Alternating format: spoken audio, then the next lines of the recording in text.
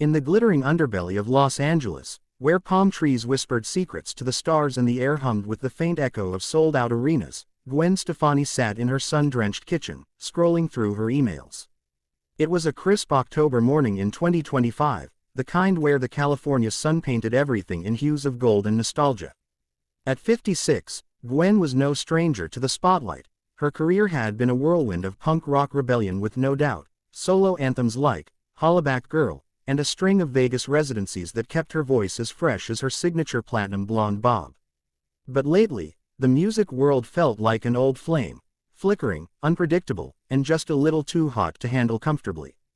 Her latest album, Bouquet, had dropped just months earlier in November 2024, a lush collection of country-tinged pop tracks inspired by her life with husband Blake Shelton.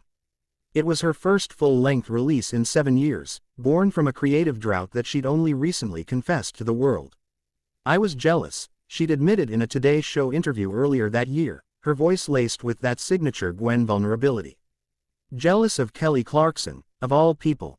Watching her pour her soul into her music during her divorce, it lit a fire under me.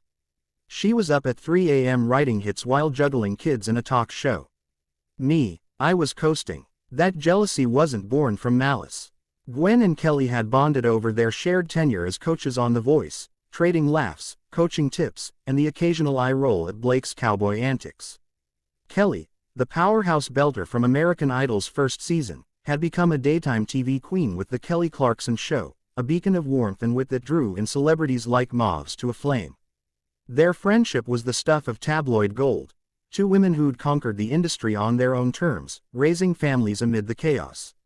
So when Kelly's team reached out with an invite for the show's Season 7 premiere episode, a little chat about Bouquet, some voice throwbacks, and maybe a duet if the vibe's right, Gwen couldn't say no. It felt like fate, a chance to bury that old envy and celebrate how far they'd both come. She texted Blake that afternoon, "Heading to Kelly's tomorrow. Wish me luck. No drama, promise." His reply was a single emoji, a cowboy hat tipping in mock salute. Chapter 2. Lights, camera, simmering tensions. The taping was scheduled for a sweltering afternoon at Universal Studios lot in Universal City. The Kelly Clarkson Show set was a cozy explosion of color, vibrant blues and pinks, plush armchairs that screamed, "Come as you are," and a massive LED screen flashing highlights from Kelly's latest tour. Backstage, the energy buzzed like a beehive on caffeine. Gwen arrived in a custom Harajuku lover's tee tucked into high-waisted jeans, her red lipstick a defiant pop against the neutral palette of her makeup.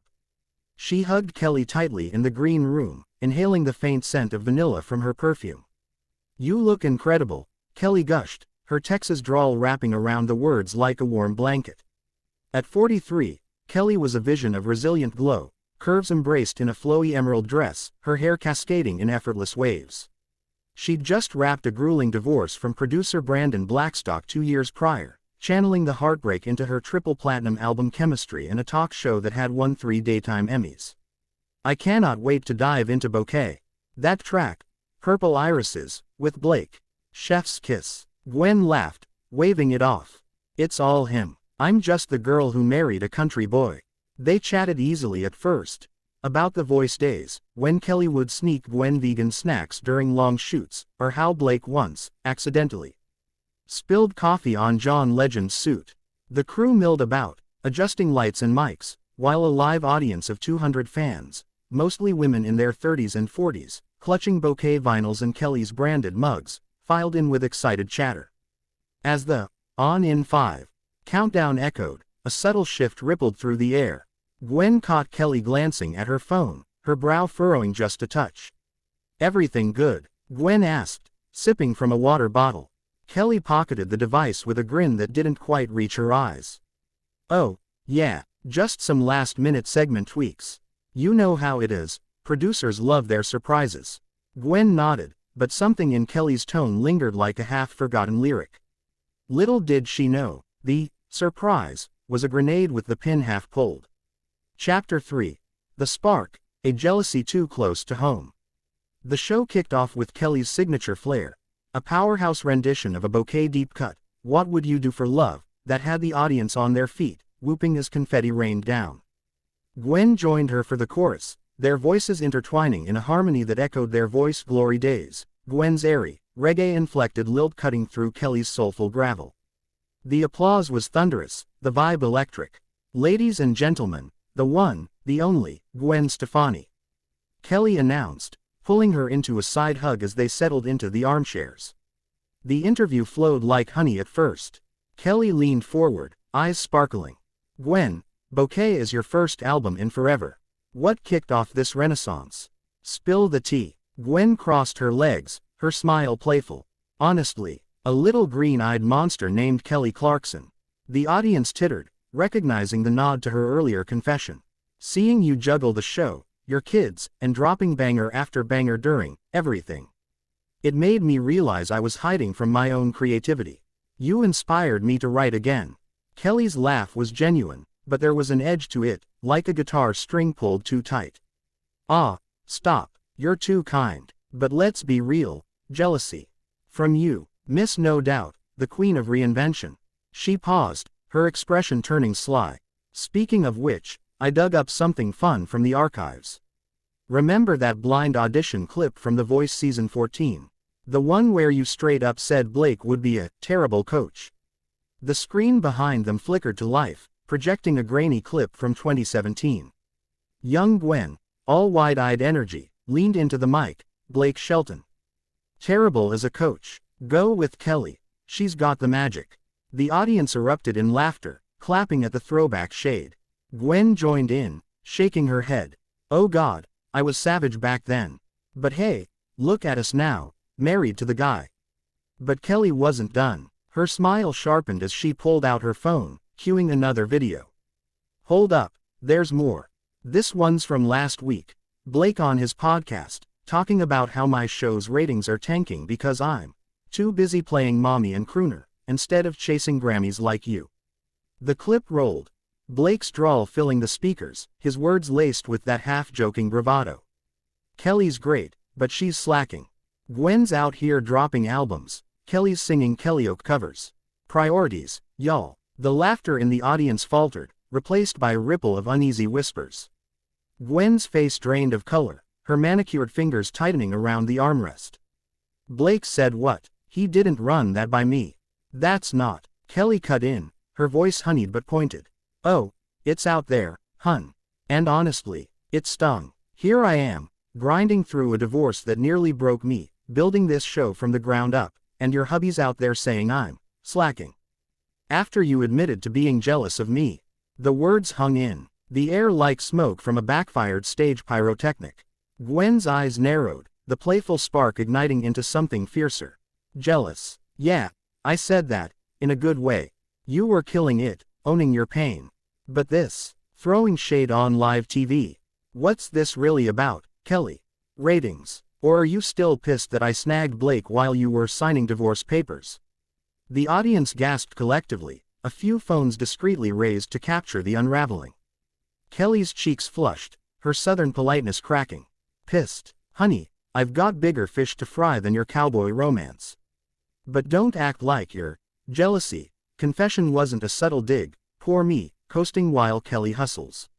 Newsflash. I've been hustling since I was 19, winning Idol with nothing but a voice and grit. You had LA privilege from day one." Chapter 4. The explosion, words as weapons. The set, once a haven of lighthearted banter, transformed into a coliseum of egos. Gwen shot to her feet, her chair scraping against the polished floor with a screech that silenced the room. "Privilege, is that what this is? You invite me on to celebrate my album, then ambush me with edited clips and Blake's dumb jokes. If you wanted to hash out voice drama, we could have done it over wine, not in front of 200 strangers." Kelly stood too, her height matching Gwen's in heels, her voice rising to that register that could shatter glass. "Ambush. This is my show, Gwen. I built this stage for real talk, not polished PR. And yeah, maybe I am tired of hearing how inspiring I am from the sidelines while you cherry-pick my pain for your comeback story. Bouquet. Half those songs are about finding love again, something I tried for 17 years. Don't lecture me on grit." The back and forth escalated like a poorly mixed track, feedback looping into chaos. Gwen jabbed a finger toward the screen. Delete that clip. You're twisting my words to play the victim. I came here as a friend, not to get dragged. Victim. Try survivor. Kelly shot back, her eyes glistening with unshed tears. You think jealousy is one-sided? I've watched you glide through life. Vegas money, Blake's ranch, endless reinventions, while I clawed my way out of heartbreak. Your fire was lit by my struggle. Then own it. Don't storm in here acting shocked when I call it out. Offstage, producers scrambled, whispering frantically into headsets. The audience was frozen, a mix of shock and morbid fascination etched on their faces. One fan in the front row mouthed, "Is this real?" While another live tweeted, "Gwen vs. Kelly just went nuclear. #Clarkson Show drama." Gwen's breath came in sharp bursts, her mind flashing to a dozen memories. Late-night voice rehearsals where Kelly shared divorce woes over takeout, Gwen's own tears after her split from Gavin Rossdale a decade prior. This wasn't them, this was the industry beast rearing its head, turning sisters in arms into sparring rivals. You know what? Forget the duet, forget the friendship. If this is how you celebrate a comeback, count me out. With that, she yanked off her mic pack, the cord whipping like a serpent's tail, and stormed toward the exit, her heels clicking a furious staccato against the floor. Chapter 5. The Aftermath. Echoes in the Ether. The episode never aired as planned.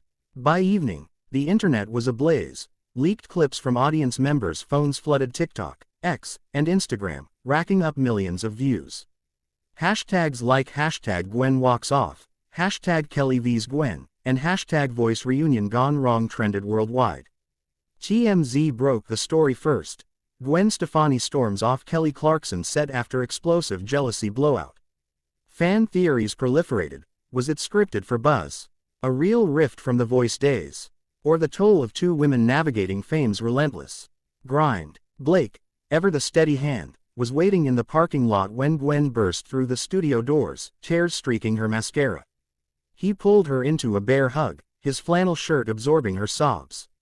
"What the hell happened in there?" he murmured, as she recounted the ambush, the barbs, the betrayal. "Kelly's my girl too, but that wasn't right."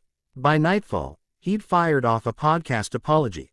"I was joking about the ratings, love ya, Kel. Let's not let this cowboy BS ruin a good thing." Kelly, alone in her dressing room, replayed the tape on a loop, her producer hovering awkwardly. "We pushed too far," she admitted, voice hoarse. The jealousy she'd harbored wasn't about Gwen's success. It was the ache of watching a friend bloom while she wrestled her own thorns. She texted Gwen that night, "I'm sorry. The clip was meant to be fun, not a weapon. Call me when you're ready." Sisters. No reply came, at least not yet. Chapter 6. Petals from the Storm, a fragile reconciliation. Weeks blurred into a media maelstrom.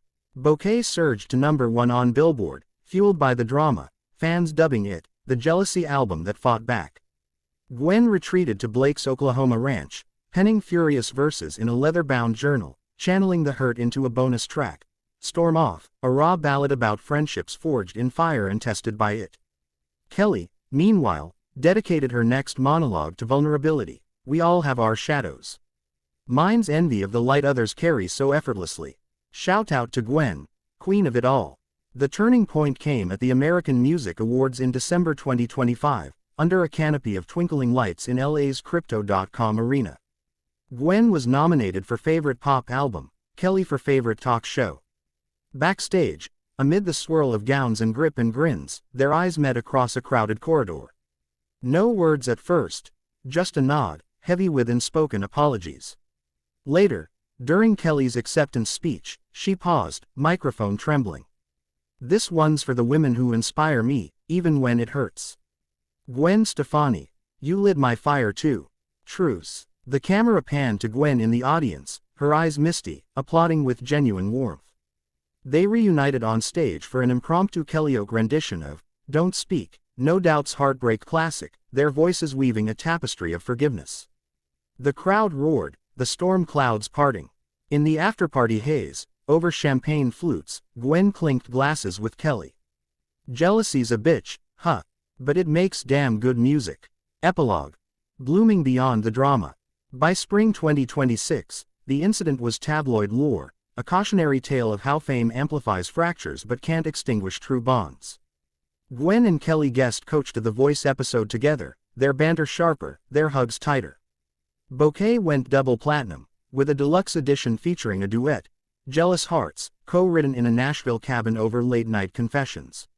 In the end, the walk-off wasn't an ending, it was a crescendo, a reminder that even queens bleed ink from their wounds. And in the music world's endless symphony, harmony often follows the discord, petal by resilient petal.